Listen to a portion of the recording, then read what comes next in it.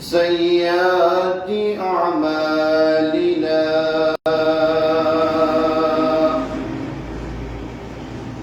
من يهده الله فلا مضل له ومن يضلله فلا هادي له ونشهد أن لا إله إلا الله وحده لا شريك له ونشهد أن سيدنا وسندنا وحبيبنا ومولانا محمدا عبده ورسوله فقد قال الله تعالى في كلامه المجيد والفرقانه الحميد أعوذ بالله من الشيطان الرجيم بسم الله الرحمن الرحيم يا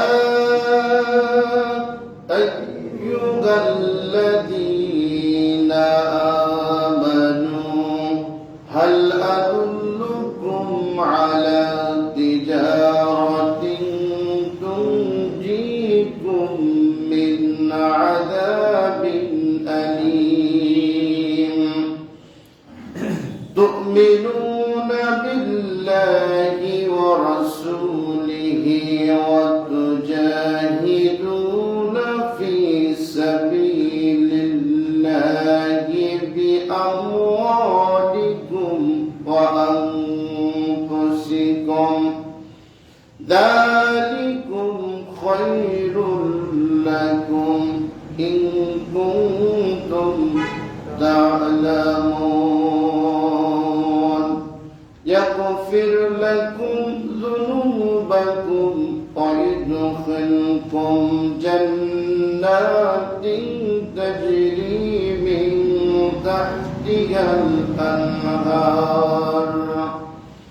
الأنهار ومساكن طيبة في جنات عدن ذلك الفوز العظيم صدق الله العظيم إن الله وملائكته يصلون على النبي يا أيها الذين آمنوا صلوا عليه وسلموا تسليما اللهم صل على سيدنا مولانا محمد وعلى سيدنا مولانا محمد اللهم صل على سيدنا مولانا محمد وعلى آل سيدنا مولانا محمد نحمده ونصلي على رسوله الكريم সম্মানিত মুসল্লিবৃন্দ আসসালামু আলাইকুম ওয়া রাহমাতুল্লাহ। আল্লাহ রাব্বুল আলামিনের দরবারে শুকরিয়া আদায় করছি যিনি অসংখ্য মানুষদের ভিতর থেকে বেছে নিয়ে পবিত্র জুম্মার নামাজের উদ্দেশ্যে মসজিদে এসে কোরআন কারীম থেকে কিছু কথা বলার এবং শোনার জন্য তৌফিক দিয়েছেন, ওই মহান মাবুদের দরবারে শুকরিয়া আদায় করছি। সকলে বলছি আলহামদুলিল্লাহ। আর শুকরিয়া আদায় করছি যে আল্লাহ রাব্বুল আলামিন অন্তত পক্ষে আমাদের তাকে চেনার জন্য, তাকে বোঝার জন্য যতটুকু এলেম দরকার, জ্ঞান দরকার, বুদ্ধি দরকার আমাদের দিয়েছেন জন্য যথাসময় মসজিদে আমরা আসতে পারছি, কোরআন কারীমকে আমরা অনুকরণ করে চলতে পারছি। যে রব্বুল আলামিন আমাদেরকে সুযোগ করে দিলেন, লক্ষ কোটি শুকরিয়া আদায় করছি। যে শুকরিয়া আদায় করে আমার আপনার শেষ করার মতো নয়, যেটা আল্লাহ আমাদেরকে করে দিয়েছেন। অসংখ্য মানুষ যারা হচ্ছে এখনো নামাজ পড়ে না, ইসলাম মানে না, আল্লাহকে চেনে নাই, আল্লাহর রাস্তা কোনটা, কেন, কিভাবে ইত্যাদি কিচ্ছু তারা মনেই করছে না। অন্তত পক্ষে আল্লাহ রাব্বুল আলামিন আমাদের বিবেককে উন্মুক্ত করে দিয়েছেন জন্য আল্লাহ তাআলার আমরা পরিচয় পেয়েছি। ওই রব্বুল আলামিনের দরবারে আবারও শুকরিয়া আদায় করছি। সকলে বলছি আলহামদুলিল্লাহ। লক্ষ কোটি দুরূদ ও সালাম বর্ষিত হোক বিশ্ব মানবতার মুক্তির দিশারি, দোজাহানের বাদশা, শ্রেষ্ঠ নেতা, আমাদের হৃদয়ের স্পন্দন। জাহান্নাম কাল কিয়ামতের ময়দানে যখন শুরু হবে, জান্নাত এবং জাহান্নামের বিচার, যেই সময় আমাদের অভিভাবক হিসাবে, আমাদের নেতা হিসাবে আল্লাহর কাছে সুপারিশ করবেন আমাদের শেষ জামানার নবী, বিশ্ব নবী জনাবে মুহাম্মদুর রাসূলুল্লাহ সাল্লাল্লাহু আলাইহি ওয়াসাল্লামের প্রতি। সম্মানিত উপস্থিতি, সেই সাথে আমরা গভীর শোকাহত, আমরা দোয়া করছি ওসমান হাদি ভাইকে আল্লাহ যেন কবুল করে নেন, তার শাহাদাতকে যেন আল্লাহ কবুল করে নেন, জীবনের গুনাহ খাতাগুলো যেন আল্লাহ মাফ করে দেন। আগামীকালকে রাষ্ট্রীয়ভাবে তার শোক বার্তা ঘোষণা করেছেন। সারা দেশব্যাপী তার জন্য আজকে জুম্মার দোয়ার জন্য রাষ্ট্রীয়ভাবে ঘোষণা করেছেন। আমরা দোয়া করি আল্লাহর গোলামকে যেন আল্লাহ কবুল করে নেন, তার সত্যি রেখে যাওয়া কাজগুলাকে যেন ন্যায় এবং ইনসাফের ভিত্তিতে কোরআন এবং হাদিস দিয়ে যেন এই জাতি, এই জনপদ এবং এই দেশকে সাজানোর কাজে ঐক্যবদ্ধভাবে আমরা কাজ করতে পারি। আল্লাহ যেন তৌফিক দান করে, আমরা বলে আমিন। সম্মানিত উপস্থিতি, আজকের যে আলোচনার বিষয়, গত জুম্মায় আলোচনা করছিলাম সূরা সফ থেকে, আজকেও সেখান থেকেই আলোচনা হবে ইনশাআল্লাহ। আল্লাহ রাব্বুল আলামিন এই পৃথিবীটাকে সাজানোর জন্য যখন জাহিলিয়াত মুক্ত করতে চেয়েছিলেন, স্পেশাল ভাবে আল্লাহ মনোনীত করে তার সম্পূর্ণভাবে ইখতিয়ার মধ্য দিয়ে আল্লাহ একটা নেতা পাঠালেন, যেই নেতা আমাদের শ্রেষ্ঠ নবী জনাবে মুহাম্মদুর রাসূলুল্লাহ সাল্লাল্লাহু আলাইহি ওয়াসাল্লাম। এনাকে শিক্ষা দিলেন একমাত্র আল্লাহ নিজে, সুবহানাল্লাহ। কেন দিয়েছেন? তার বিশ্ববিদ্যালয় যেটা ছিল সেটা হলো হীরা গুহা। তার বার্তা বাহক যিনি ছিলেন হযরত জিবরাইল আলাইহিস সালাম, দুনিয়ায় যাতে কেউ তাকে না দেখতে পারে, কোন রকম ওর থেকে কোনো কথা নিতেও না পারে, দিতেও না পারে, এবং তার সাথে সুসম্পর্ক রেখে কাফেররা যেন রাসূল সাল্লাল্লাহু আলাইহি ওয়াসাল্লামকে পথভ্রষ্ট করে এমন যেন ষড়যন্ত্র সুযোগ না পায়। এই জন্য আল্লাহ রাব্বুল আলামিন ওহী ধারক বাহক ভাইস চ্যান্সেলর যাকে বানিয়েছিলেন তিনি হলো হযরত জিবরাইল আলাইহিস সালাম। এককভাবে এক জায়গা থেকে আল্লাহ রাব্বুল আলামিন মেসেজ দিচ্ছিলেন স্বয়ং মহান রব্বুল আলামিন, যাতে করে এই জাতিকে পরিবর্তন করা যায়, সমাজকে পরিবর্তন করা যায়, আল্লাহর দিকে জাহিলিয়াত থেকে মানুষকে বের করে এনে জাহান্নামের আগুন থেকে বাঁচিয়ে জান্নাতগামী যেন করা যায়, এই লক্ষ্যে বিশ্ব নবীকে পৃথিবীতে আল্লাহ পাঠিয়েছিলেন। দেখুন আজকে আমার দেশে দল হিসাব করতে গেলে 250-র বেশি ছোটখাটো দল কাজ করছে।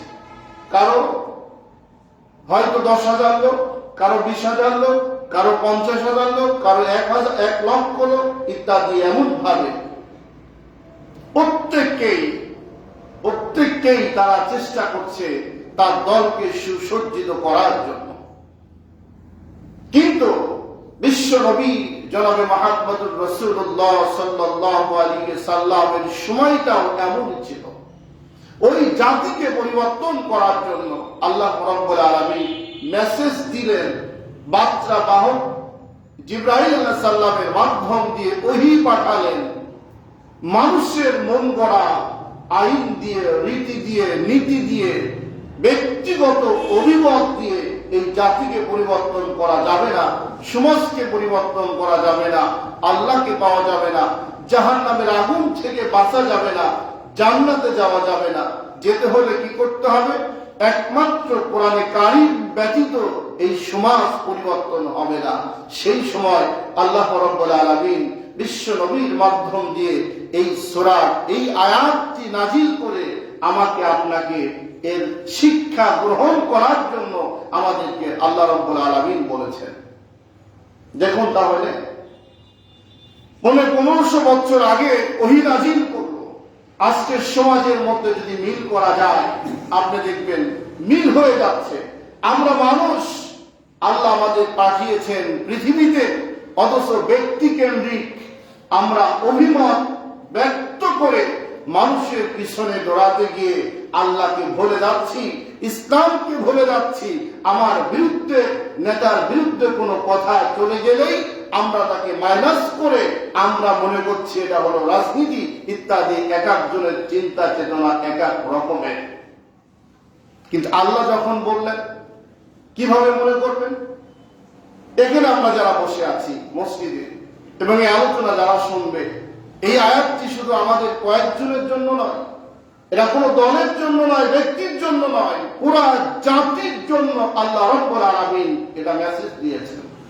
যদি আপনি এটাকে ধারণ করতে পারেন, এই অনুযায়ী চলতে পারেন, কি কি লাভ হবে আপনার, আল্লাহ রাব্বুল আলামিন এখানে বলে দিয়েছেন। আজকে আমরা আলোচনা করব ইনশাআল্লাহ। সম্মানিত উপস্থিতি, আমরা শেষ ঠিকানা সকলেই চাই আমাদের মৃত্যুটা হোক সুন্দর, সুসজ্জিত, শান্তিময়, এবং আমাদের কবরটা হোক জান্নাত। পরকালীন জীবনটা আল্লাহ রাব্বুল আলামিন যেন আমাদের জান্নাত দেন, এই চিন্তা চেতনা আমাদের আছে না নাই বলেন? আছে, প্রত্যেককে আমরা চাই। কিন্তু দুনিয়ার মোহে পড়ে আমরা অনেক সময় পথ ভুলে যাচ্ছি, আমরা রাস্তাকে ছেড়ে দিচ্ছি। দুনিয়ার লোভ লালসা এমন ভাবে আমাকে আপনাকে টেনে ধরেছে যাতে আমরা পরকালীন জীবনটা ভুলেই গিয়েছি একবারে। এখানে আমরা যারা আছি এই মুহূর্তের জন্য আমরা সকলেই তো ঈমানদার। তাহলে আমাদের জন্য আগে শোনা দরকার, পরে যারা শুনবে এই আলোচনা তারা তখন সিদ্ধান্ত নেবে আমি কি করব। কিন্তু আমরা যারা বসে আছি আল্লাহকে সেজদা করতে আসছি, আমাদের পিছানোর কোনো সুযোগ আর নাই। কারণ আমরা আল্লাহকে বিশ্বাস করছি জন্যই সর্বপ্রথম সকলের আগে মসজিদে প্রবেশ করার চেষ্টা করছি ইনশাআল্লাহ। ঠিক না বলেন? আল্লাহ রাব্বুল আলামিন আপনাদের ডেকে বলতেছেন, বান্দা শোনো, ইয়া আইয়ুহাল্লাযীনা আমানু হাল আদুল্লুকুম আলা তিজারাতিন তুনজিকুম মিন আযাবিন আলীম। আল্লাহ রাব্বুল আলামিন আপনাদের ডেকে বলতেছেন, ও ঈমানদারেরা, আমার প্রতি যারা বিশ্বাস করেছো, বিশ্বাসীরা তোমরা ভালো করে শুনে নাও। আমি তোমাদেরকে দুইটা জিনিস শিক্ষা দিতে চাই, দুইটা মেসেজ দিই তোমাদেরকে। এই দুইটা কাজ যদি তোমরা করতে পারো, এই দুইটা শপথ বাক্য যদি তোমরা পেশ করতে পারো, আমি রব্বুল আলামিন ওই জাহান্নামের আগুনকে তোমরা ভয় করতেছো, জাহান্নামকে দেখে চিন্তা করতেছো, জাহান্নাম সম্পর্কে আমার কাছে ফরিয়াদ করতেছো, আমি রব্বুল আলামিন তোমাদের জানিয়ে দিলাম, আমার এই দুইটা কাজ যদি তোমরা করো, জাহান্নামের আগুন তোমাদের জন্য আমি হারাম করে দিব। সুবহানাল্লাহ। তাহলে আমরা যদি জান্নাতে যেতে চাই, তাহলে আমাদের দুইটা কাজ করতে হবে। কয়টা কাজ বলেন? দুইটা কাজ। কাদের ডেকে বললেন? আল্লাহ বিশ্বস্ত ঈমানদারদের ডেকে আবার বললেন, ও ঈমানদারেরা। সমস্ত মানুষ তো মুসলমান, কিন্তু মুসলমানের কোয়ালিটি রয়েছে। অনেক মুসলমান ঠিক, কিন্তু জুম্মার নামাজও পড়ে না, ঈদের নামাজও পড়ে না, কোন রকম শুধুমাত্র জানাজা দুই একটা জায়গায় হাজির হয়, এমন লোক আছে না নাই বলেন? এমন মুসলমান আছে জীবনে 5 ওয়াক্ত নামাজ কয়দিন পড়ছো বলতেই পারবে না। আবার কিছু মুসল্লি আছে শুধু জুম্মার নামাজে যায়, কিছু মুসল্লি আছে ফজর গেলে জোহর যায় না, জোহর গেলে আসর যায় না, মন চায় যেমন তেমন ভাবে চলতে চায়, এমন মুসলমানও আছে। তাহলে মুসলমানদের কোয়ালিটি আছে, আল্লাহ জানতেন, বুঝতেন, সেই জন্য আল্লাহ টার্গেট করে বললেন সমস্ত ঈমানদারদেরকে, ও ঈমানদারেরা, তোমরা যদি আমার জাহান্নামের আগুন থেকে বাঁচতে চাও, দুইটা কাজ তোমাদের করতে হবে। আমি আল্লাহ তোমাদের সাথে ব্যবসা করতে চাই। কি করতে চাই বলেন? ব্যবসা। এই ব্যবসাটা হলো, আমি ব্যবসার লাভ ছাড়া তোমরা যেমন ব্যবসা করো না, আমি রব্বুল আলামিন এই ব্যবসা করলে তোমাদের আমি ঠকাবো না, এই ব্যবসার মাধ্যমে যে পুরস্কার হবে সেটা আমি তোমাদের জান্নাত দিতে চাই। সুবহানাল্লাহ। আল্লাহ গ্যারান্টি দিয়েছেন, এই কাজ দুইটি যদি তোমরা করো, তাহলে অবশ্যই তোমাদেরকে আমি আল্লাহ জান্নাতের ঘোষণা করে দিলাম। আবার বলেন সুবহানাল্লাহ। তাহলে সেই কাজ বাদে জান্নাতে যাওয়ার কোনো সুযোগ নাই। যে যেদিকে চলেন, যে যে কাজই করেন, যেভাবে আপনি আল্লাহকে খুশি করতে চান, এই পদ্ধতি ব্যতীত জান্নাতে যেতে পারবেন না। তাহলে আমরা দেখি, পরিষ্কার হলো এই আয়াতের আল্লাহ ঈমানদারদের ডেকে বললেন, আমি তোমাদের সাথে ব্যবসা করতে চাই জান্নাতের বিনিময়। তোমরা দিবে আমাকে দুইটা জিনিস, আর আমি আল্লাহ দিব তোমাদের জান্নাত। আল্লাহ রাব্বুল আলামিন ঈমানদারদের সাথে চুক্তি করতেছেন। আপনাদের মতো আমাদের মতো মানুষ যারা ইসলাম গ্রহণ করল, আল্লাহকে গভীর বিশ্বাস করেছে, আল্লাহ তাদের দিকে আবার বললেন, ও ঈমানদারেরা, তোমরা আবার তোমাদের যে ঈমান আছে ওই ঈমানে আমি আল্লাহ খুশি হতে পারছি না। আমাদের ঈমান রয়েছে, তারপরেও আল্লাহ ডেকে বললেন, তোমরা আবার কি করো? সমস্ত ঈমানদাররা আমি রব্বুল আলামিনের ঘোষণা মোতাবেক তোমরা আবার তুমিনুনা বিল্লাহি ওয়া রাসূলিহি ওয়া তুজাহিদুনা ফি সাবিলিল্লাহ। ও ঈমানদারেরা, তোমরা আমার রাসূলের সাথে, আমার নবীর সাথে তোমরা আমার ওয়াদাবদ্ধ হও, আবার তওবা করে ফিরে আসো, তোমরা আবার তওবা করো, সিদ্ধান্ত নাও আমার রাসূলকে তোমরা 100% বিশ্বাস করবে কিনা। আমার ভাইরা, আমরা যারা আছি রাসূলকে আমরা 100% বিশ্বাস করব কিনা বলেন? করতে হবে। আর রাসূলকে যদি 100% বিশ্বাস করতে হয়, তাহলে রাসূলের দেখানো রাস্তা বাদে চলার কোনো সুযোগ নাই। আছে নাকি বলেন? নাই। ওই সময় আলোচনাটা সহজ সরল ভাবে নিতে হবে। ওই সময় রাসূল সাল্লাল্লাহু আলাইহি সাল্লাম যখন ছিলেন, নেতৃত্ব দিতেন আবু জেহেল, উতবা, সাইবা, পরাক্রমে তারা বড় বড় কাফেরদের লিডাররা ছিল। আদম আলাইহিস সালাম থেকে শুরু করে আমাদের নবী পর্যন্ত প্রত্যেকটি নবীর সময়তেই আল্লাহ রাব্বুল আলামিন মেসেজ দিয়েছেন ওই জাতিকে পরিবর্তন করার জন্য। নবী পাঠিয়েছেন, রাসূল পাঠিয়েছেন। কিন্তু আজকের সমাজে আমাদের রাসূল আসবে না। আজকের সমাজে আমরা নতুন নবী পাবো না ঠিক, কিন্তু আমাদের মাঝে আল্লাহ রাব্বুল আলামিন দুইটা জিনিস রেখে দিয়েছেন, একটা হলো কোরআন আর একটা হলো হাদিস। এই কোরআন এবং হাদিসের মাধ্যম দিয়ে আল্লাহ রাব্বুল আলামিন বলেছেন, যতদিন পর্যন্ত তোমরা এই দুইটা জিনিসকে আটকে ধরে রাখবা ততদিন পর্যন্ত তোমরা পথভ্রষ্ট হবে না, জাহান্নামে যাবে না, তোমরা বাঁকা পথে অনুসরণ করতে তোমরা পারবে না। যখনই তোমরা ছেড়ে দিবে তখনই বিপদগামী হয়ে যাবে। আমার ভাইরা, বর্তমান সমাজ ব্যবস্থায় আমরা যারা অবস্থান করছি, এটা কোরআনের পক্ষে না কোরআনের বিপক্ষে? বলেন। কোরআনের বিপক্ষে 100%।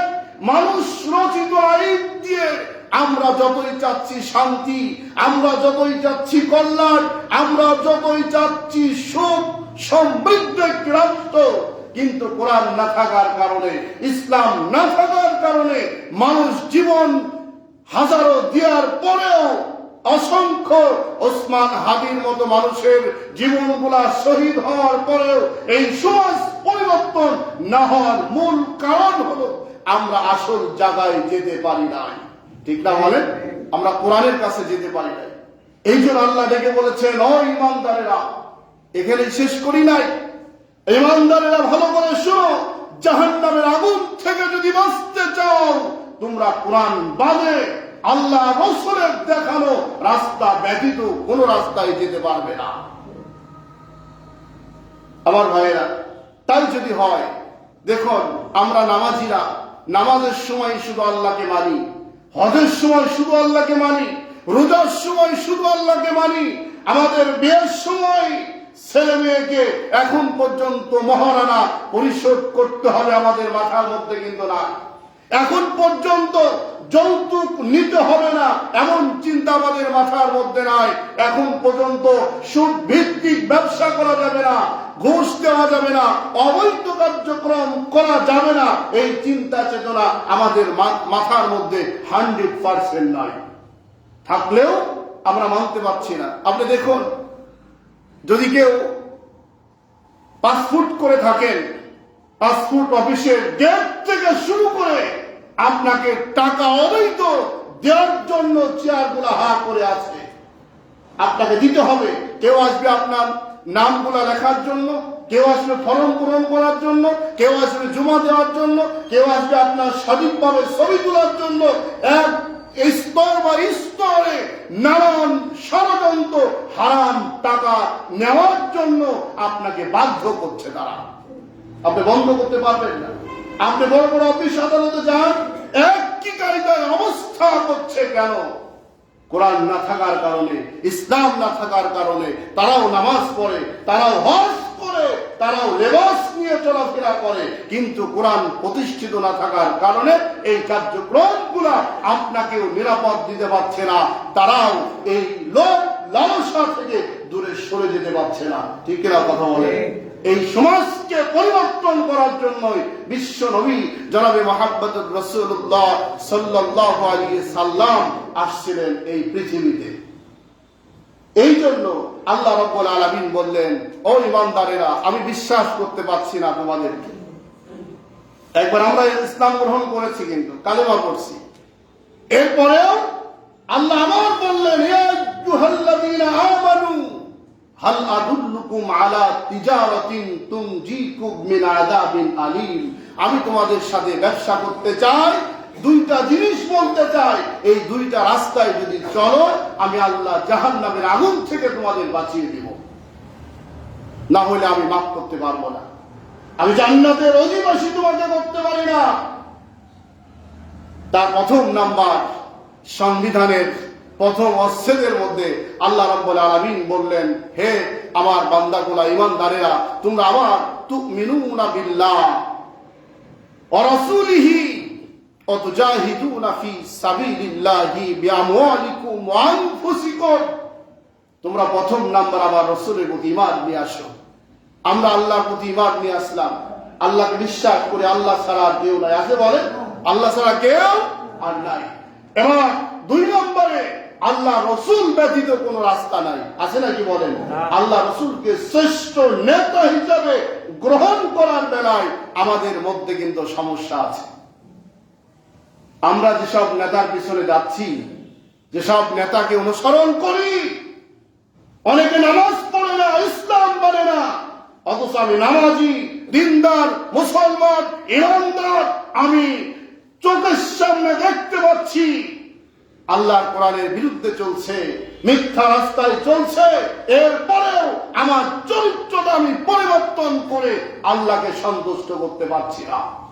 বরঞ্চ হাদির মতো যারা হক কথাগুলা বলবে, এই দুনিয়া থেকে তাদেরকে বিদায় দেওয়ার জন্য এক শ্রেণীর মানুষগুলা আছে ষড়যন্ত্রে লিপ্ত। আছে না নাই বলে? হক কথা বললেই বলবেন যে আমার বিরুদ্ধে যাচ্ছে, নয়, আপনার বিরুদ্ধে কথা বলার এখতিয়ার আমরা নেই নাই। আল্লাহর কোরআনের পক্ষে আমরা কথা বলতে চাই। আমরা যারা মুসলমান, আমাদের এই কথাগুলো দরকার আছে না নাই বলে?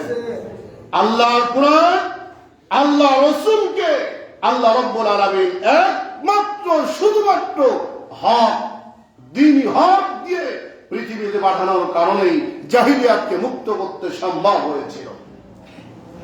আমার ভাইয়েরা, 2 নাম্বার হলো আল্লাহ রব্বুল আলামিন বলতেছেন, তাহলে রসুলকে, রসুলের প্রতি ঈমান নিয়ে আসলাম, এবার রসুল যেই কাজ করছেন আমাকেও সেই কাজ করতে হবে। ছোট্ট ছোট্ট বিষয়গুলো আমরা বের করি। এবার দেখুন, রসুলের জীবনে কোনদিন কি মিথ্যা কথা বলেছে বলেন? আমরা মিথ্যা কথা বলি কিনা বলেন? রসুলের জীবনে কোনদিন গুনাহ করছি এমন কোন স্বপ্ন দেখার মতো সুযোগ আছে বলেন? আমরা জীবনে গুনাহ করি কিনা বলেন?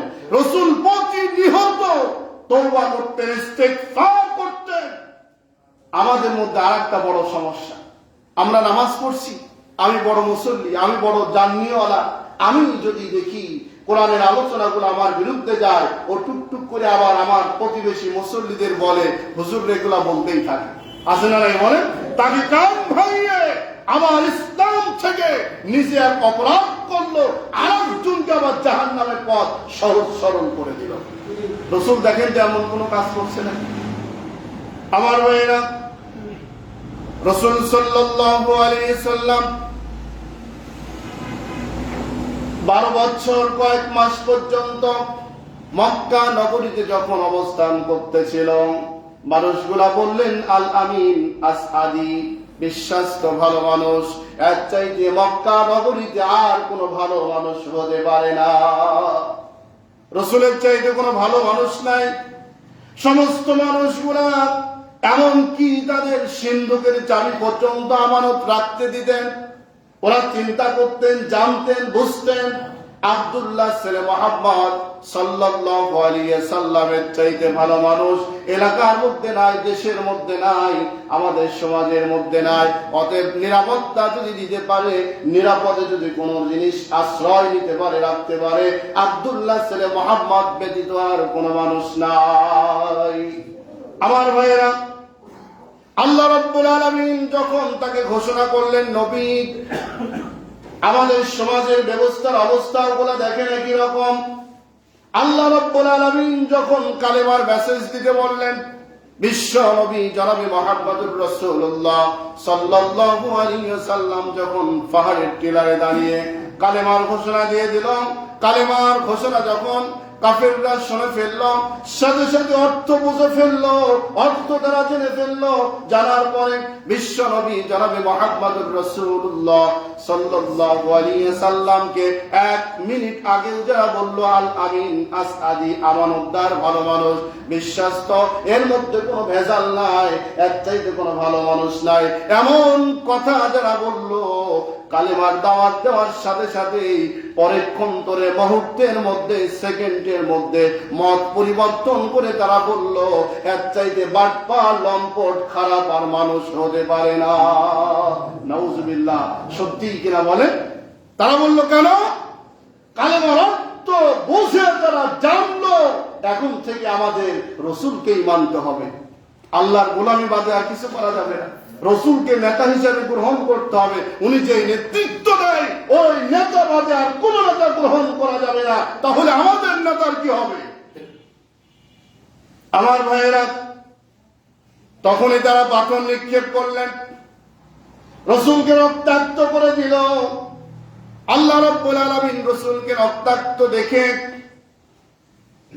ধৈর্য ধারণ করলেন। কেন? গোটা জাতির শিক্ষা গ্রহণ করার জন্য। লম্বা ইতিহাস আলোচনা। জিবরাইল আলাইহিস সালাম এসে বললেন, ইয়া রাসূলুল্লাহ, ইয়া হাবিবাল্লাহ, আপনাকে যারা রক্তাক্ত করেছে আপনি অর্ডার যদি দেন, আমি উহুদ পাহাড় তাদের উপরে চাপাই দিয়ে তাদের ধ্বংস করে দিতে চাই। আপনি বলেন যে জিবরাইল আলাইহিস সালাম এই পৃথিবীতে পুরা একটা পাখার ডানা মেরে পৃথিবীতে আসা লাগে নাই। হালকা একটু বাড়ি দিলেই এমন কয়েকটি পৃথিবী অতিক্রম করে তিনি চলে যেতে পারেন। সুবহানাল্লাহ। ওই জিবরাইল আলাইহিস সালাম বললেন, আমাকে খালি বলেন, আমি পাখাটা আস্তে করে রাখবো, উহুদ পাহাড় পাখার সাথে উঠে আসবে, আমি তাদের মাথার উপরে চাপাই দিয়ে দুনিয়া থেকে তাদের শেষ করে দিতে চাই। রসুল বললেন, থামো, একটু থামো, একটু ধৈর্য ধারণ করো। ভাইরা, রসুল সাল্লাল্লাহু আলাইহি সাল্লামকে যারা আল আমিন বললেন, আসআদি বললেন, আমানতদার বললেন, ভালো মানুষ বললেন, তাদের কর্মকাণ্ড অবৈধ ছিল, আল্লাহর দোষী ছিল, আল্লাহর বিরুদ্ধে ছিল। মানুষদেরকে ঠকানো, মানুষদের হত্যা করা, জবরদখল করা, আল্লাহর বিরুদ্ধে অবস্থান করা তাদের চরিত্র ছিল। এর বিরুদ্ধে যখন জেনে গেল, তখনই রসুলকে মাস শুরু করলো, নানান কায়দায় নানান রকম কথাবার্তা বলা শুরু করলো। একই কায়দায় আজকে সমাজে যদি আপনি হক কথা বলেন, কোরআনের আওয়াজকে যদি উড্ডীন করতে চান, আপনার বিরুদ্ধে এক শ্রেণীর মানুষগুলো হলো বাঁকা চোখে তাকিয়ে আপনাকে ধ্বংস করার জন্য, শেষ করার জন্য, খতম করার জন্য, হত্যা করার জন্য গভীর ষড়যন্ত্রে লিপ্ত থাকবে তারা। কথা বলেন ঠিক কিনা? আমার ভাইয়েরা, রসুলের কি দোষ ছিল? রসুলকে রক্তাক্ত করা হলো। এই কায়দায় আল্লাহ আপনাদেরকে বলছেন, তুমিনুনা বিল্লাহি ওয়া রাসূলিহি, হে ইমানদারেরা, তোমরা নতুন করে আবার শপথ বাক্য গ্রহণ করে তোমরা বলো, এক আল্লাহ ব্যতীত আর কারো রাস্তায় যেতে চাই না। অথচ আমরা 40 বছর, 50 বছর, 60 বছর নামাজ পড়লাম, কপালকে ঘাঁজি করে ফেললাম, চুল দাড়ি সাদা করে ফেললাম, এখন পর্যন্ত আমার সিদ্ধান্ত নামাজের মধ্যে আছে, হাজির মধ্যে আছে, রোজার মধ্যে আছে। জীবনের শুরু থেকে শেষ মুহূর্ত পর্যন্ত এক আল্লাহ তাবেদারি করতে হবে, রসুলকে অনুসরণ করতে হবে, এই বিশ্বাস বুকের মধ্যে ধারণ করতে পারছি না। 2 নাম্বার, সময় যেহেতু খুব কম, 2 নাম্বার হলো, তাহলে 1ম নাম্বার, ইমানদারদের আল্লাহ ডেকে বললেন, আমি তোমাদের সাথে ব্যবসা করতে চাই 2টা জিনিসের বিনিময়। কয়টা বলেন? 2টা। তোমরা জান্নাতে যদি যেতে চাও তাহলে 2টা কাজ আমার সাথে করতে হবে তোমাদের। তার 1 নাম্বার হলো তুমিনুনা বিল্লাহ, আল্লাহ রসুলের, আল্লাহর প্রতি ঈমান আনছো, এবার রসুলকে মজবুত ভাবে বুকে ধারণ করো।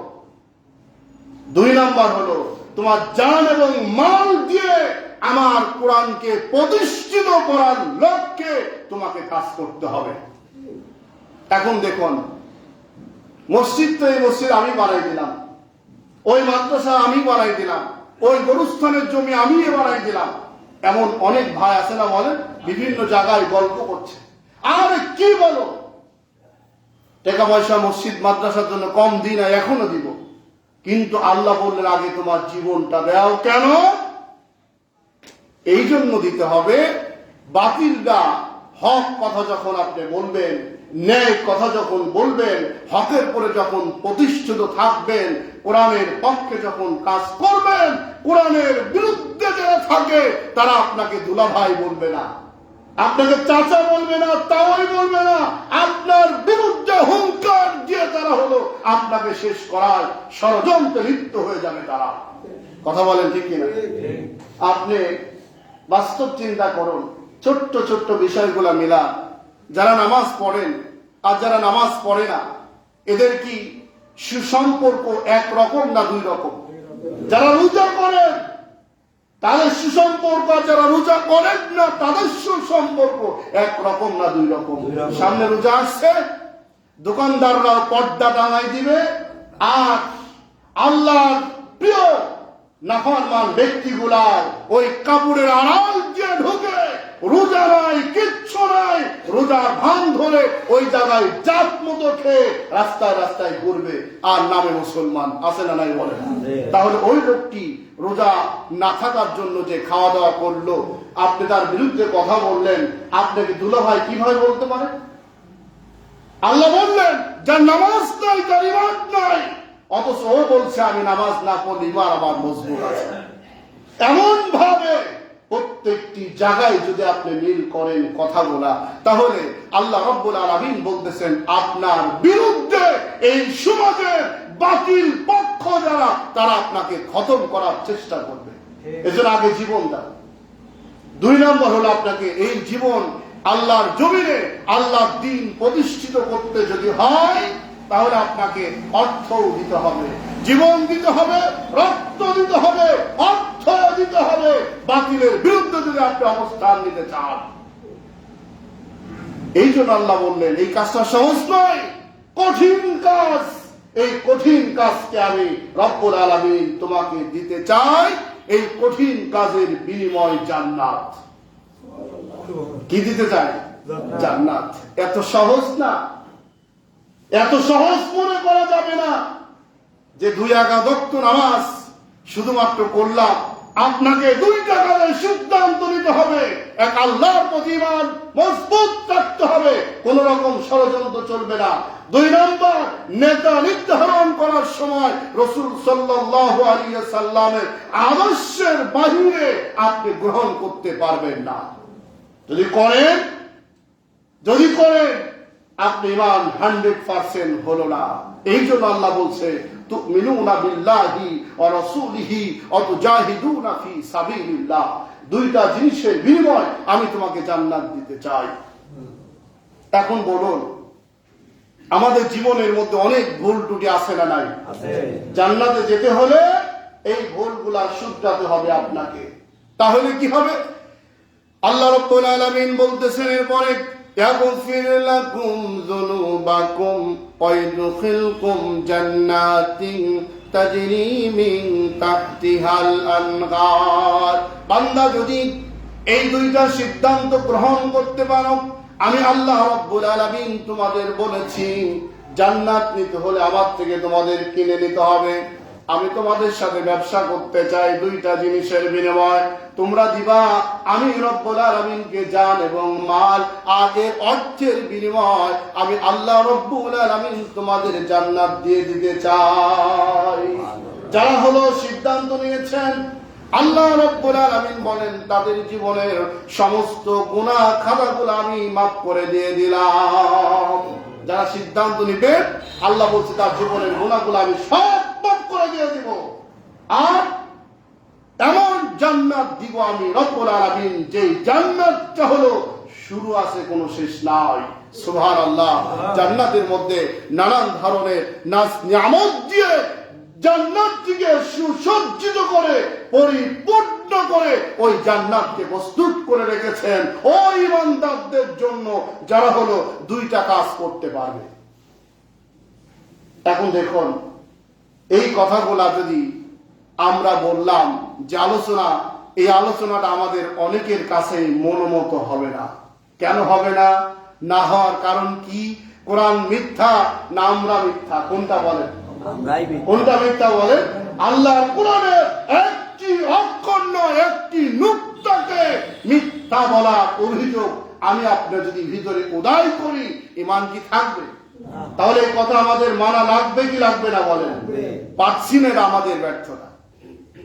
সমালোচনার সুযোগ নাই, তাচ্ছিল্য করার সুযোগ নাই, রং তামাশা করার এই আয়াত নিয়ে এই আলোচনার সাথে কোন রকম সুযোগ নাই। মানতে পারছি না, এটা আমার ব্যর্থতা। আমার ব্যর্থতা নিয়ে আমার কবরে যেতে হবে। এই জন্য আল্লাহ রাব্বুল আলামিন বলতেছেন 10 বছর বয়সে শরীয়তের হুকুম ফরজ করি নাই। যখন ছিলেন 9টা, তুমি দাঁড়িয়ে পেশাব করতে, বসে পেশাব করতে তোমার হুঁশ ছিল না, অনেক সময় বাইর করে ঘুরতে মনো হুঁশ নাই। আমার 80 বছরের বৃদ্ধ যারা 70 বছর পার হয়ে যাওয়ার পরে দু একজন মুরব্বী দেখেন আছেই, হুঁশ জ্ঞান নাই, আছে না নাই বলেন? কখন পেশাব করে, কখন খায়, সকালে পেট টাপটুপ করে ভর্তি করে বেটার বউ খাওয়া দেওয়ার পরেও রাস্তায় গিয়ে বলে যে এতই খিদা লাগছে আমার বাড়ির কেউ খাইতে দেয় না, এমন আছে না নাই বলেন? তার মানে কি এই মাথার মেন্টালিটি কমে গিয়েছে ওই সময়। এই জন্য আল্লাহ রাব্বুল আলামিন তাকড়া যুবক সুস্থ মস্তিষ্ক যখন, তখন আপনাকে এই আয়াত অনুসরণ করতে বলেছেন।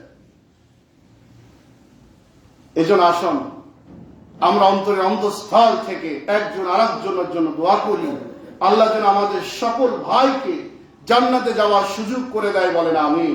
দেখুন, না বললেই না, আমাদের রমজান ভাই দীর্ঘদিন সাইকেলের মেকারগিরি করলেন ওই জায়গায়, আপনারা চিনেন। এমন একটা অবস্থা হয়ে গেল, মনে হলো না যে আর বাঁচবে। তার মনের যে ভালোবাসা, আকাঙ্ক্ষা, আবেগ উনি ধরে রাখতে না পেরে আল্লাহ এখন অনেকটা ভালো করছেন তাকে। আপনাদের দেখার লক্ষ্যে তিনি আসছেন। আমরা অন্তরে অন্তঃস্থল থেকে আমার ভাইয়ের জন্য দোয়া করি, আল্লাহ যেন তাকে পরিপূর্ণ সুস্থ